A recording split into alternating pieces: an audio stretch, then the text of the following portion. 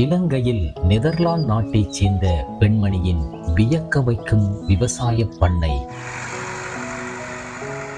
யுத்தம் நிறைவடைந்த பின்னர் வடபகுதியில் விவசாய புரட்சியை ஏற்படுத்தும் வகையில் நாட்டின் தற்போதைய பொருளாதார தேவைகளை நிவர்த்தி செய்து அந்நிய செலாவணியை பெற்றுக் கொடுக்கும் நோக்குடன் ஆழியவளை பிரதேசத்தில் அதிகளவான முதலீட்டில் 148 ஏக்கர் பரப்பளவில் இந்த பண்ணை அமைந்துள்ளது.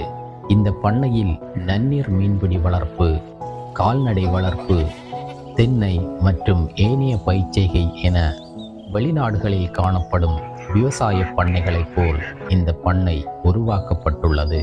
I think Sri Lanka is a very good country to do agriculture. You have different climates, you have rain, you have a good water level.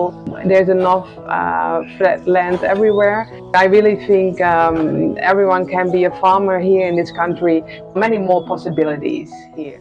2019ஆம் ஆண்டு இலங்கை வந்த இந்த பெண்ணுக்கு இந்த பண்ணையை அமைப்பது அவ்வளவு எளிதான ஒன்றாக அமையவில்லை.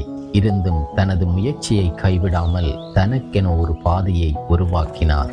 அதில் அதிகளவான இளைஞர்கள், யுவதிகள் என பலரையும் இணைத்து இயற்கையான முறையிலும் நவீன முறையிலும் பயிற்சிகளை வழங்கி அவர்களின் வாழ்வாதார தேவைகளுக்கான வேலைவாய்ப்பினை பெற்றுக் கொடுத்துள்ளார்.